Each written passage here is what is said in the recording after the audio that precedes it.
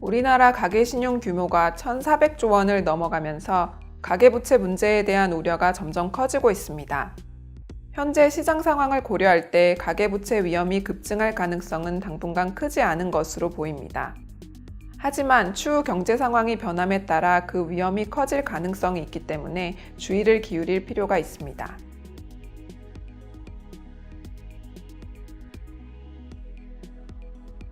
우리나라 가계신용의 약 95%를 차지하는 가계대출은 꾸준히 증가하고 있습니다. 반면 가계대출 연체율은 2013년 초 1% 수준에서 2017년 3분기 말 0.25% 수준까지 하락하였습니다. 연체는 일반적으로 대출이 실행된 후 시차를 두고 발생합니다. 따라서 대출 규모가 증가하면 연체율은 즉시 낮아졌다가 이후 대출이 증가한 차입자 중 연체가 발생한 사람의 비중에 따라 높아지거나 낮아지게 됩니다. 따라서 특정 시점에 우리가 관찰하는 연체율은 이전에 대출을 받은 차입자의 연체액과 최근 대출액의 증감에 의해 모두 영향을 받는다고 하겠습니다. 우리나라의 가계대출의 경우 대출액이 증가해 오긴 했지만 그 증가 추세가 둔화된 2013년부터 연체율 하락이 본격화되었다는 점에서 최근 연체율의 지속적인 하락 추세는 대출액 증가뿐 아니라 기존 대출의 연체 감소에도 영향을 받았음을 알 수 있습니다.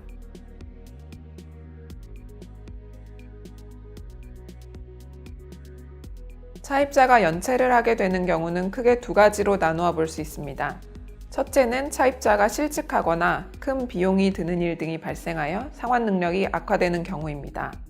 둘째는 시장 여건이 변하는 경우인데 신용경색이나 담보가치 하락으로 인해 차환이 쉽지 않거나 이자율 상승으로 차입자의 상환 약정액이 상환 가능한 자금보다 커지는 경우가 그 예라 하겠습니다.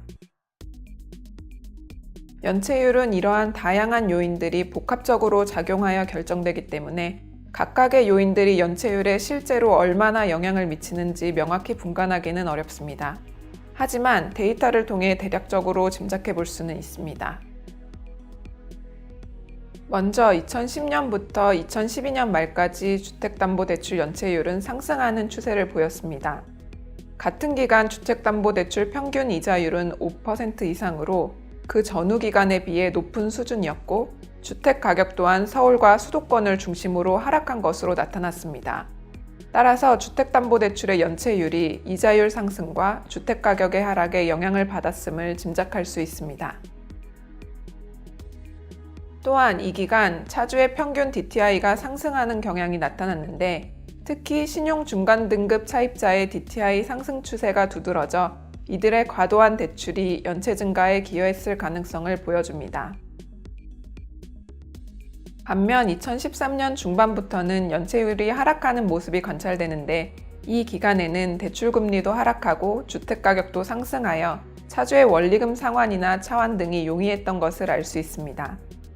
또한 금융당국의 건정성 규제 강화와 함께 원리금 상환 능력이 좋은 차주의 비중이 증가한 경향이 있는데 이 또한 연체율 하락에 기여한 것으로 보입니다.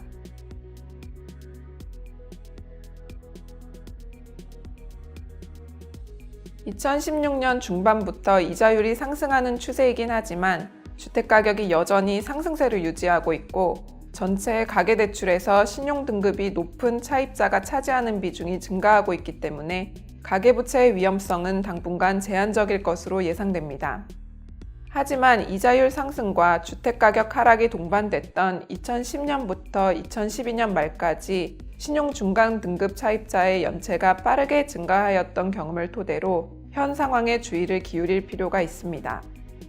보다 정밀한 정보를 이용하여 가계대출이 있는 차주의 특성을 파악하고 대책을 마련하는 것이 앞으로의 경제 환경 변화에 따른 가계부채 위험을 완화시키는 데 도움이 될 것입니다.